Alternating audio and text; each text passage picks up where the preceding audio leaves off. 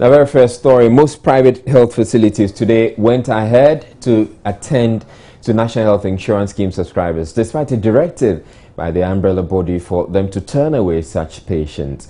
The Society of Private Medical and Dental Practitioners had called on its members not to serve NHIS subscribers because of government's failure to settle claims owed them for services rendered in the past. The practitioners had vowed to go ahead with their threats despite assurances from government monies to settle them had been released. The National Health Insurance Scheme has been operational for over a decade in Ghana. It was a promise by then-candidate John Ajekum Kufuor to scrap cash and carry system of healthcare delivery. Even though the scheme has made some gains over the period, it is far from achieving universal health coverage as it has struggled to pay claims to service providers.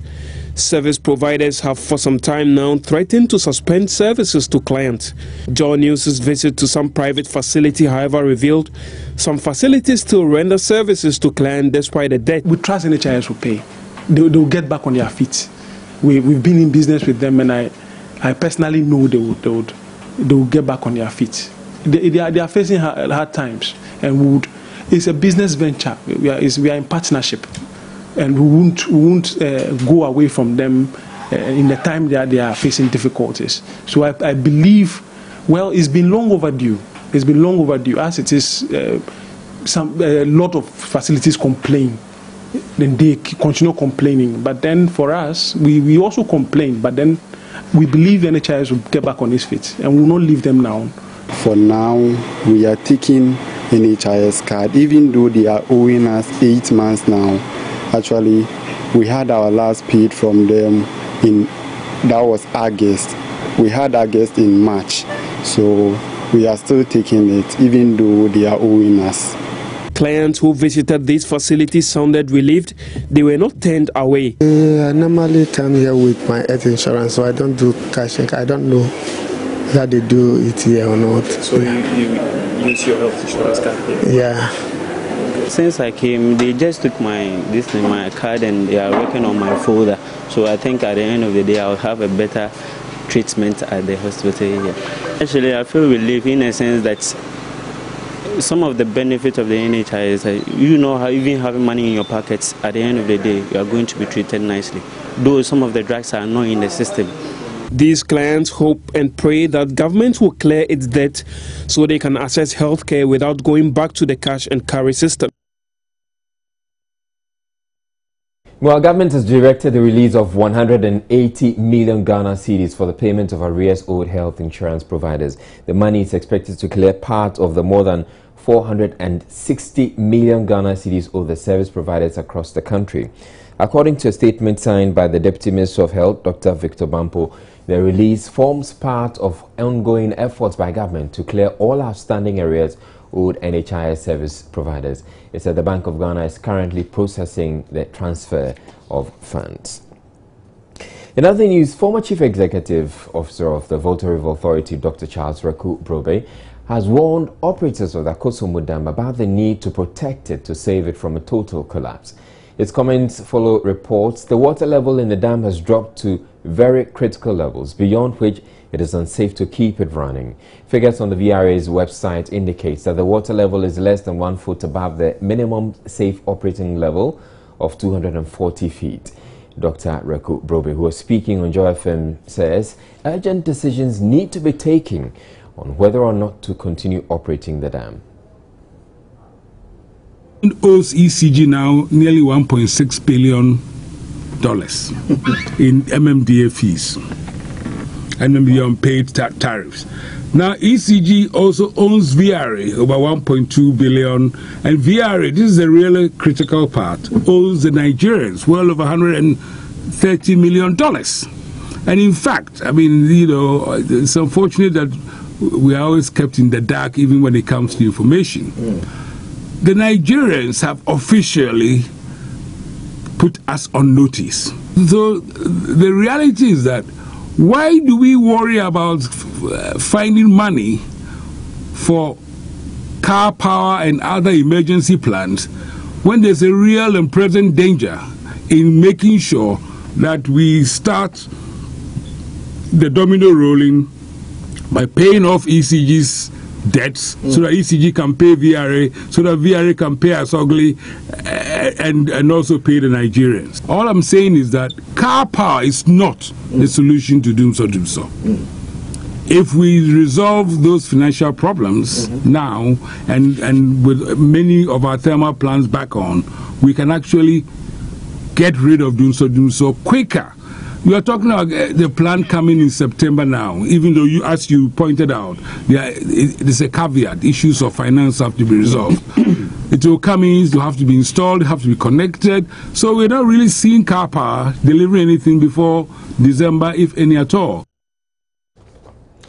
In a related development, the German ambassador to Ghana, Rudiger John, has tasked government to formulate and implement energy policies that will help resolve the current energy crisis. Speaking at an event by the European Union to mark this year's EU-Ghana Partnership Week, he also called for an effective maintenance policy to prolong the lifespan of the much-anticipated power barges expected to arrive from Turkey. The German ambassador to Ghana, commenting on the energy crisis, said Ghana can fix the current problem if officials implement a planned program which will include a formulated energy and maintenance policy framework. It's not only a question, I think, of production, it's only a question of maintenance and of planning to some in the future. If you know, as a government or from the statistics, you have an increase of a demand of 10% per year, then you have to do something to cover those increasing demand. You see, and not waiting till everything is breaking down. The EU ambassador to Ghana, William Hanna, also indicated there is a wealth of investment in renewable energy that government can take advantage of. The EU contended that the power crisis dates decades back and government must solve the crisis now. The Union of Industry, Commerce and Finance Workers, the mother union of workers of the Agricultural Development Bank, says the current managing director and the board will have to be removed if the current standoff with the workers is to be resolved. The workers are unhappy about some of the decisions taken by the management. They want reversed because they say it does not make sense. Though President Mahama has directed the Employment and Labour Relations Minister to intervene, UNICOF says the MD's continued stay in office will hinder progress. Chief among the concerns of the workers the Employment and Labour Relations Minister is supposed to tackle is the controversial sale of the head office and the planned flotation of the bank's shares currently owned by the state through the Ministry of Finance and the Bank of Ghana. The workers, however, have a problem so long as the management remains in place. We think that for now he's so tainted because of these actions, so he should just step aside. We believe that one issue also is that he must be given a fair hearing. The rot that we have presented, I mean, if I were in those positions, I would have bowed out. They have presided over this, and so they should not be given the opportunity to move to the next phase. And if they presided over the rot with all the governance issues being circumvented and so on, then what guarantees do we have that the IPO process will not be tainted similarly? The union has since instructed all member institutions to hoist red flags in solidarity with the aggrieved staff of ADB. Meanwhile, UNICOF says, contrary to media reports, the workers are not opposed to the flotation of the bank's shares. Their issue, according to Mr. Isiape, is full disclosure on the nature of the initial public offering.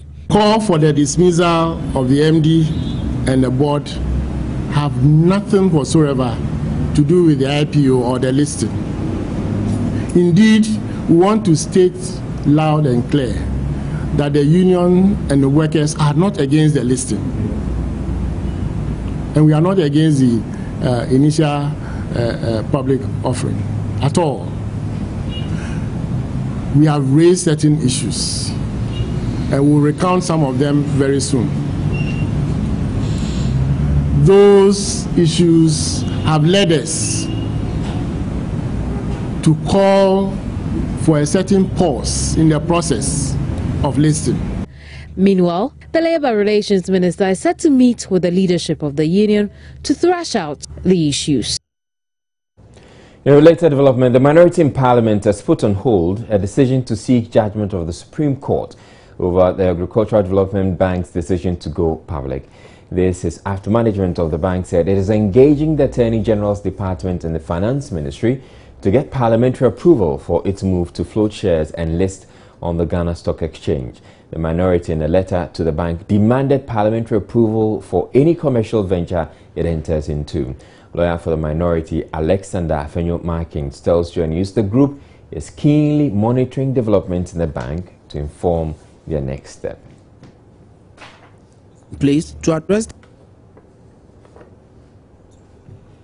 Chairman of the Senior Staff Union of the Tema Oil Refinery has blamed government's failure to revamp the refinery for the current impasse between the bulk oil storage and transportation company and the bulk distribution companies. Daniel Fuga says the inability of the Tema Oil Refinery to sustain its operations is largely attributable to the alleged fuel corruption being probed. He was speaking to Joy News' Latif Idris.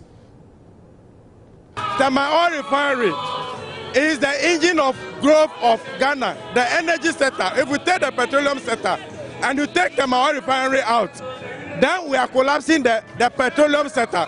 So I want to send a message to the president that he should put his eyes on the ball. That is looking into what is happening in Tema Oil Refinery for us to fix the problems there. TOR has some challenges of finances to fix the plant. Currently, we need some monies to fix our plant. Over the past 6 years now, we have not done our normal turnaround maintenance, and we need money. Government of Ghana is the sole shareholder of Tema Oil Refinery, and we believe that putting in some money to do some of those things will make TOR active. So for us, we want some proactiveness from government in terms of what happens with Tema Oil Refinery. We were promised some money some 4 years back. We were only giving part. As we speak, we are expecting the rest for us to go through those process of doing the maintenance and all that. We keep hearing that the money has been released. Part of the money has been released.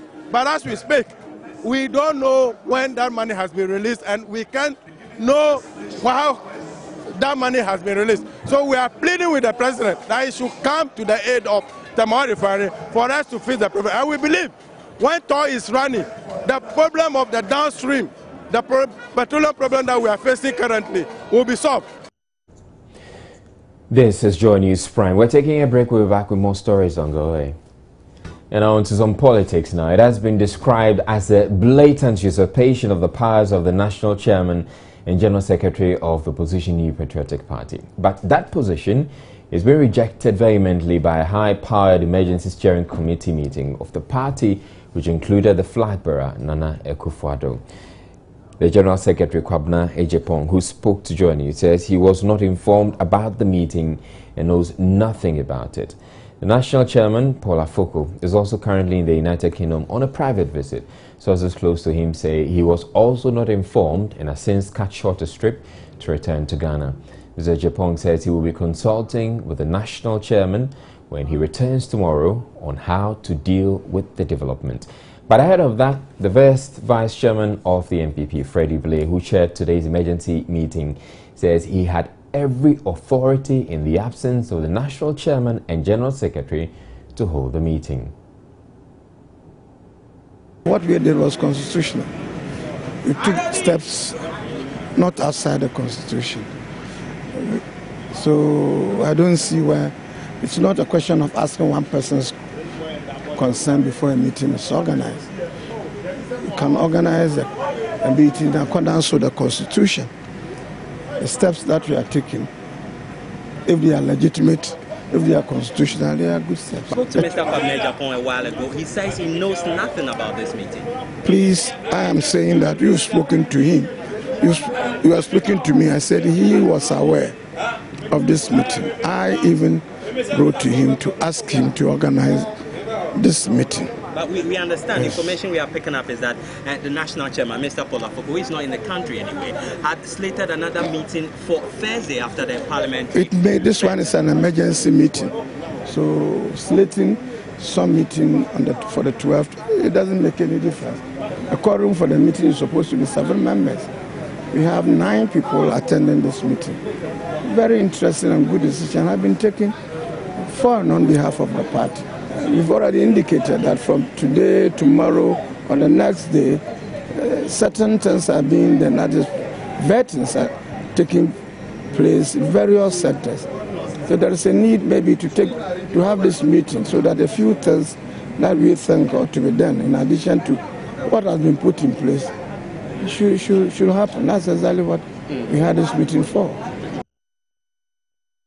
Well, speaking on today's big story, political science lecturer at the University of Ghana, Dr. Ali Duseidu, said the NPP has a lot more work to do to convince Ghanaians that it is a government in waiting.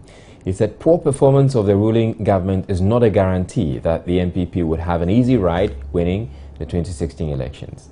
As a well-organized opposition party, some of these things don't have to occur. It shows that you are not organized, you are not prepared as a party, government in waiting, and it speaks volumes of the voters, especially the floating voters, who will have reposed confidence in you to come in and solve some of the challenges that we're facing with regards to this particular government.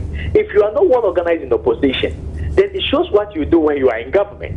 So I think what is happening now is not something that is good for the party. And the earlier they sit down and iron out their differences and build that element of unity and cohesion moving forward, it is really going to affect the operation. You see, your ability to win elections is not only dependent on the ill performance of the party in power. The party in power may not be getting things right. The party in power may be facing a lot of challenges. But ideally, the same reasonable voters will not just vote them out because they are facing challenges or they are not doing well. But they also look at the credibility of the party that is in opposition. Is it a credible alternative to what we have now? So if the NPP think that the current energy crisis and then issues of corruption and then our economy is not doing well, and based on that, they have a clear chance to win the 2016 election, and they don't organize themselves well, it is going to be very difficult for them. On to the substance of the meeting that was held this afternoon. The opposition New Patriotic Party has assigned national officers to oversee the vetting process ahead of the parliamentary primaries. A statement signed by the national organizer John Boadu said the meeting took the following critical decisions, among others. That is, further to arrangements already in place for the various vetting committee and vetting centers for the party's parliamentary primaries sent out by the General Secretary. The committee decided that the following national officers shall be assigned to the various regions to be responsible for the overall conduct of the vetting process and any challenges that may emanate therefrom. So, John Boadu, national organizer, he will be in charge of the Central Region. Sami Ewuku, national youth organizer, Eastern Region. Kamal Dean Abdullah, national Nasara coordinator, he will be in charge of the Upper East Region. Nuhu Mahama, deputy national organizer, he will be in charge of the Upper West Region. Utikwa Jaba, national women's organizer, Northern Region. Bankwa Yeboah, national treasurer, Greater Accra Region. Freddie Blay, national first vice chairperson, will be in charge of the Western Region. Daniel Dente, Volta Region. FF Anto, national third vice chairperson, in charge of Ashanti Region. And then Obri Boahin, national deputy general secretary, will take charge of the vetting process in the Brunhafo region. Elsewhere, the Volta Regional Secretariat of the NPP has joined other regions in the country to vet its parliamentary aspirants. The vetting exercise is taking place at Ho and Hohoi for aspirants in the southern and northern sectors respectively. At the Ho Vetting Center, where 16 aspirants are expected to be vetted from 13 constituencies, 4 parliamentary aspirants were vetted on the first day of the exercise. Regional chairman of the NPP, Dr. Archibald Letta, said the party is determined to select qualified candidates who would be able to win parliamentary seats for the NPP in the 2016 general elections. Some of the aspirants who went through the vetting are optimistic of sailing through. A former DCE for Akachi South, Nicholas Kofi Negbler, is aspiring to contest the Akachi North constituency seat. He believes his achievements during his tenure in office under the Kufuor administration is enough to get him the nod. There is a lot of goodwill on the ground for me because of the good work that I did for the 4 years that I was DC. There is a lot of call from all corners of the constituency that I should contest again on the ticket of the party. During NDC regime, I passed DC. I was the only DC since 1992, the only DC after whom a street was named in Akachi. And Akachi North, which was part of the district, there is a street named after me, Nagle Street, in Avadagba, which shows that I'm highly accepted by the people. So I feel the crusade that NPP wants to wage in the 2016 election, if the party wants an able person to lead the crusade, Kofi Nagbele is the right person. An aspirant for the Kata constituency, Anthony Desau, is also confident of going past the delegates and consequently wrestling the Kata seat from the NDC in the 2016 general elections. As a matter of fact, my coming here is just a formality. There's no way I will lose on the 24th. I'm not looking at 2016. You know, the fight that is on is not about 24th. It's about 2016. How we are going to redeem Qatar. You know, Qatar has got 6 MPs from 6 independents. And the 7th MP, 7 means Jubilee, liberation. So I'm going to be the 7th MP for Qatar. And that will mean that Qatar will be redeemed and the people would now see what is real freedom. Fred Kwame Asari's report for Joy News. Also, the governing National Democratic Congress says it is contemplating boycotting activities and programs of the Institute of Economic Affairs, IEA, on the basis that it is biased against the party. NDC General Secretary Johnson Isidun Ketia says the IEA has on several occasions been unfair to the government. NEMA, ACC, and IEA for international a matter of concern. And TBC, na engage you more. I express a concern with them. It could be a better decision, a process of consultation. We have already indicated that we are not happy with the Institute of Economic Affairs. We will engage with them and express our concerns. And as a party, we need to consult widely before coming to a conclusion to boycott them. Recently, we heard that the IEA had done a survey. The survey claimed the presidency is the most corrupt agency. But we know that per the Ghana political parties programs, the IEA is not supposed to be conducting surveys. The worst part of it is that the IEA did not even publish the details of the research. Then they went ahead to organize an anti-corruption conference without consulting the political parties. At that conference, they lined up only NPP members as speakers. Even children who were born today know that those persons they lined up to speak are members of the NPP. This is unfair. I was present at the conference, but they did not allow me to speak. So we have decided to consult with the party over the issue to decide whether we should continue our relationship with the IEA or we should bring it to a halt. Anti-corruption conference. Na enipa akasa fo a makota wo mo line na obi ahe o mo apala kura ya wo no elekura be ni te MPP fo na makota wo mo line pe wo mo no emekata.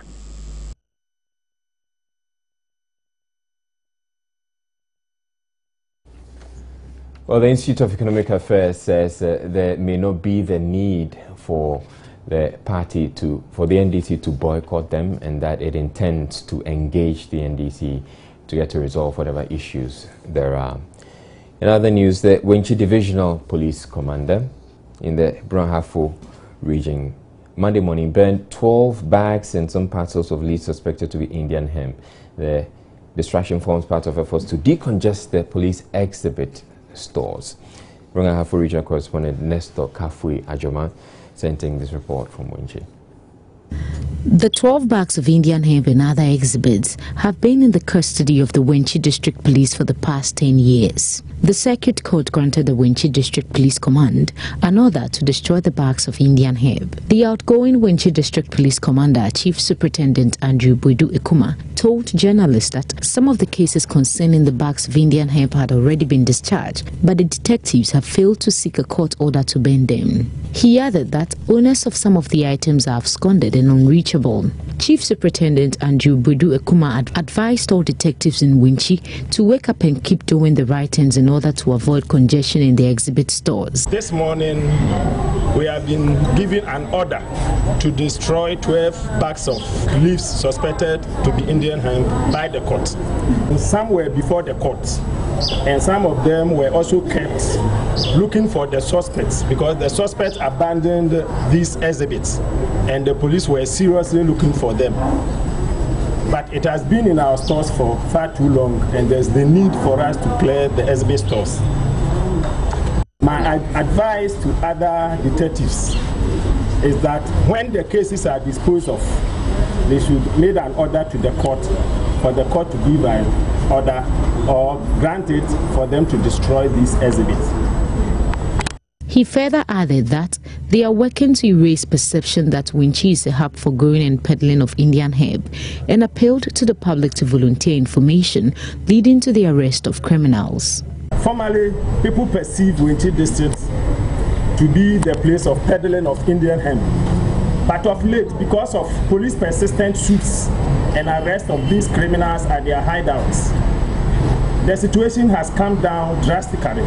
And we want the public to assist us so that we get rid of these people, so that everybody will go about his normal duties without fear or favor. The Wenchi Divisional Crime Officer, the Registrar of Techiman Circuit Court, senior police officers and agencies witnessed the burning process. I'm wondering what happens if you just happen to be passing by and inhale some of the smoke, the burning weed. What's going to happen to you? In other news, government will support the funeral of the late Theodosia Okun, designer of the Ghana national flag. Chief of Staff Julius Debra made the commitment when the family called on the presidency to officially announce her death. Theodosia Okun died a week ago and is under age 92. His son, Kwesi Okun, led the delegation. Being the person that she is, it is our duty to come before the President of the Republic to officially inform him of the demise of our mother. It is also our duty to bring the message with appropriate white man's drink, which you can't do with water.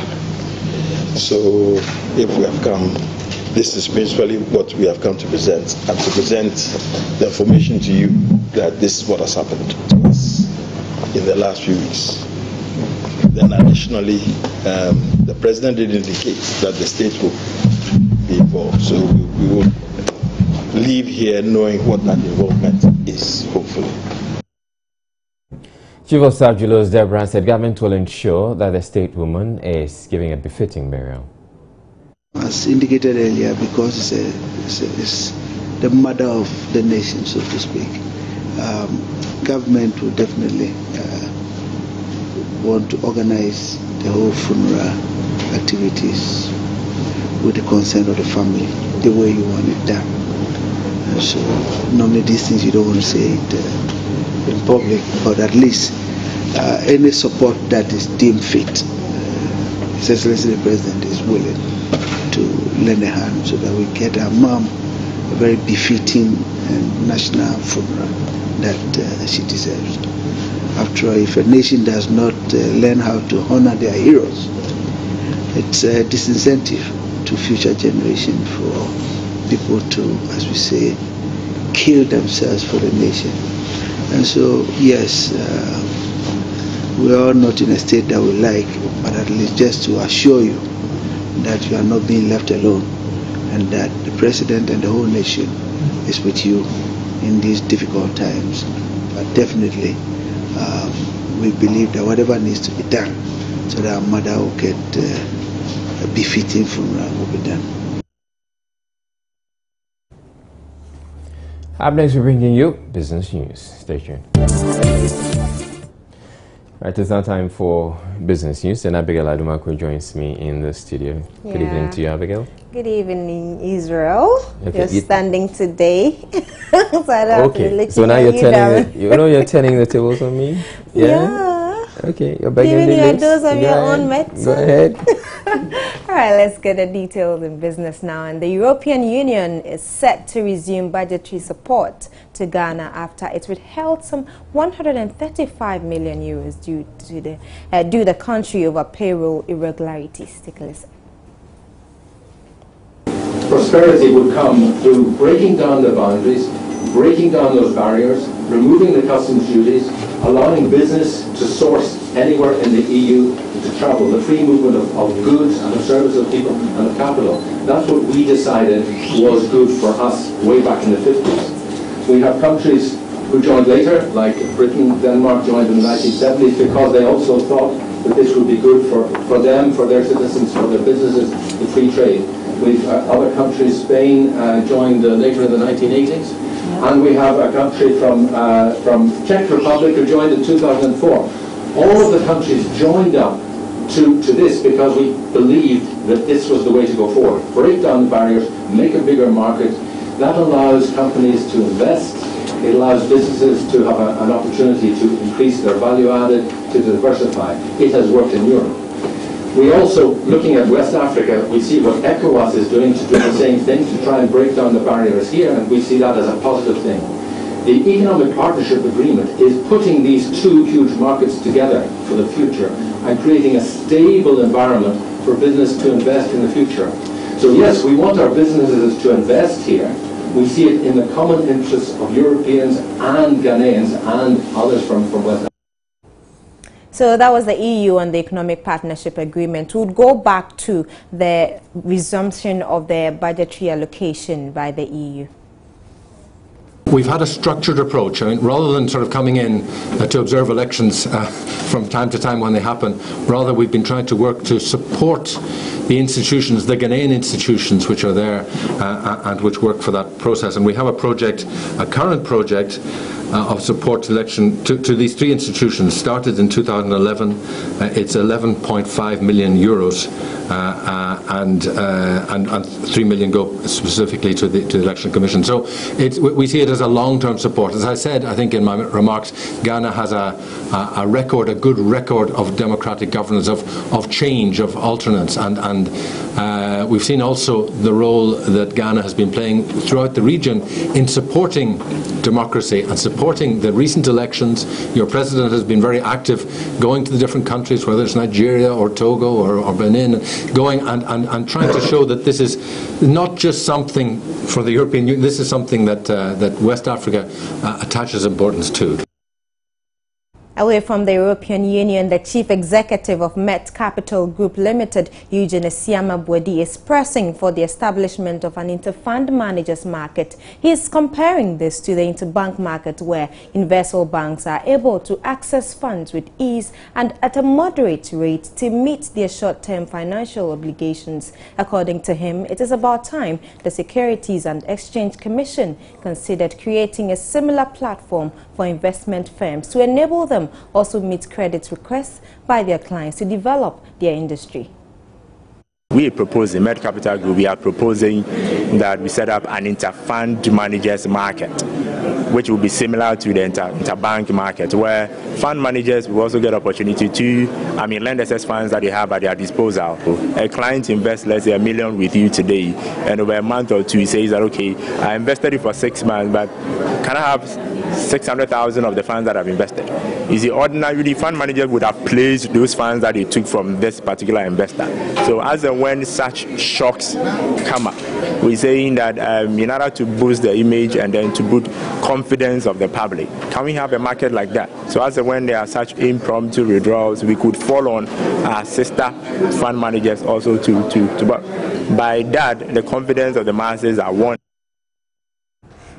Let's now do something on the Agriculture Development Bank, ADB, as we all know it. Head office staff of the ADB have started work from their plush new building at the Accra Financial Center following the relocation of the last set of workers last week. The relocation and planned sale of the old head office building is at the heart of the standoff between workers and management of the company.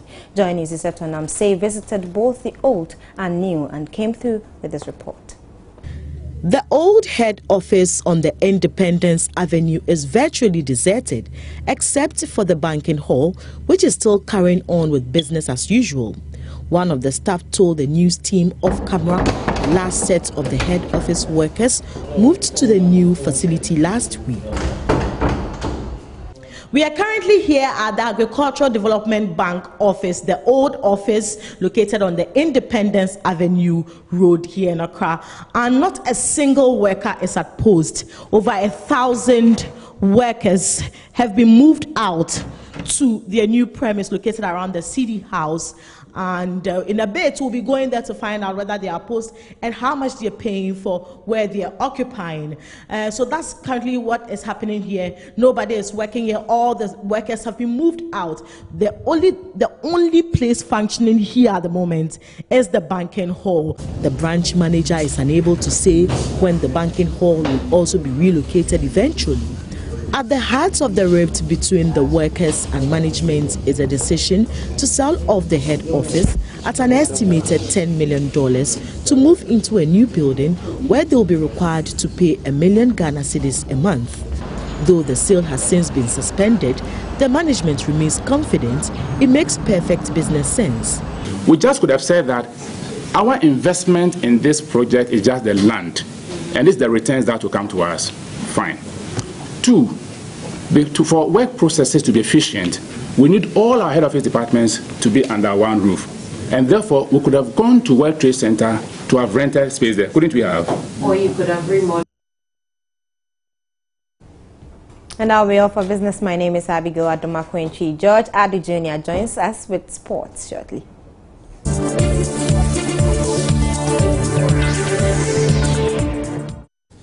Ace broadcaster Kwesi Cheidakwa, also known as KKD, has disclosed that he almost lost his life 2 days before the last hearing of his trial for alleged rape. According to him, he was rushed to the hospital after a nosebleed caused by high blood pressure. KKD made the revelation in an exclusive chat with Joy News' Gladys Osei-Redu after a Thanksgiving service in Accra following the state's decision to drop rape charges against him. The state explained it may revive the case if the alleged victim has a change of heart and agrees to testify in court. We have KKD who will grant us brief talking, and when we're done, you would at least all the questions you have, all the imaginations you have, and well, it will be cleared hopefully by KKD himself. Hi KKD, thanks so much for giving us this opportunity. Thank you.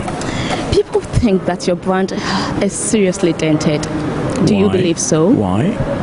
Well, for what the allegation has been, the rape case, people alleged that Jesus was so many things. Now, if people could allege that the Savior was so many things, you can make up your mind. Some people hoped that I would die. Some people hoped that I would fail 30 years ago. Do I have to go to their homes to change their minds?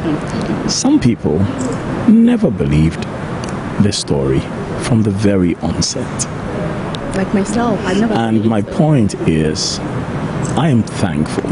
That's why I'm calling this a Thanksgiving. I'm thankful that Irefe is alive and well. I am alive and well. My blood pressure is now coming down. I nearly died 2 days to the last day in court. And my focus is to be well and happy and thankful. Very, very. I cannot go into the homes of those who think I am the worst thing that happened or the best thing since sliced bread. I can only live my life. And you know what? Those who hate you will believe the worst about you. Those who love you will believe the best about you. And this is for all of us as Ghanaians. Per commentary,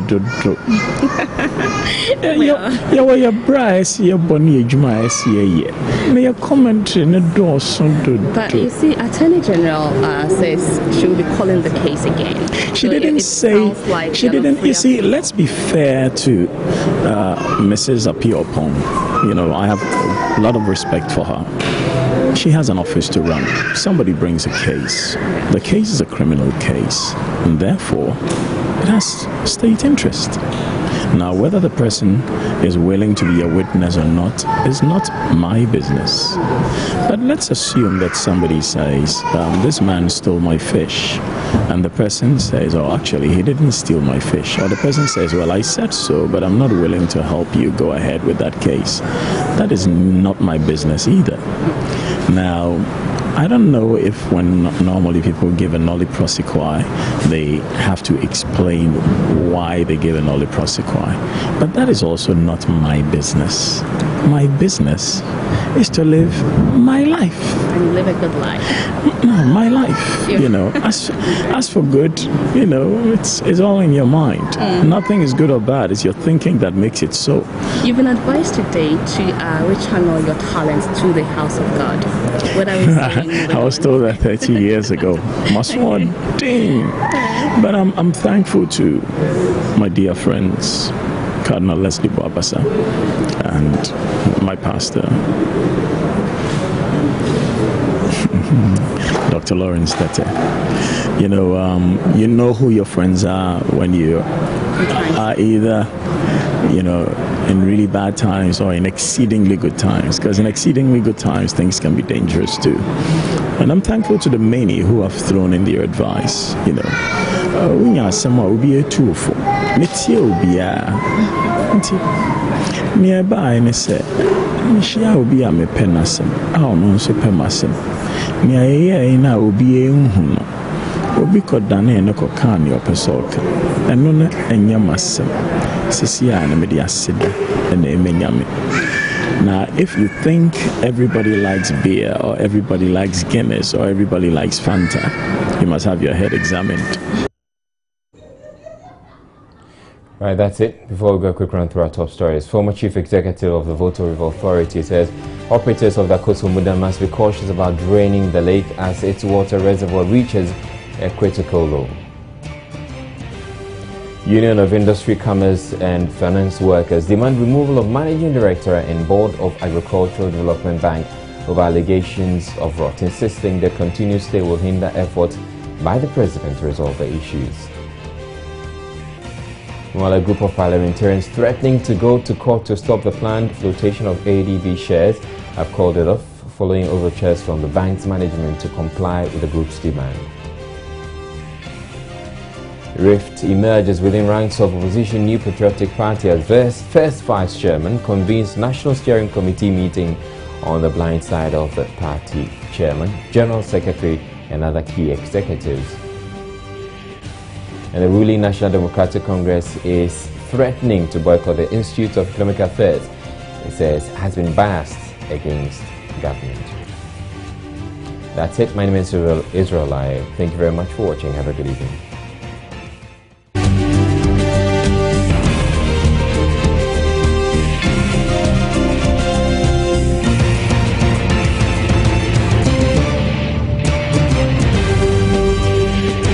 This is Joy News Prime.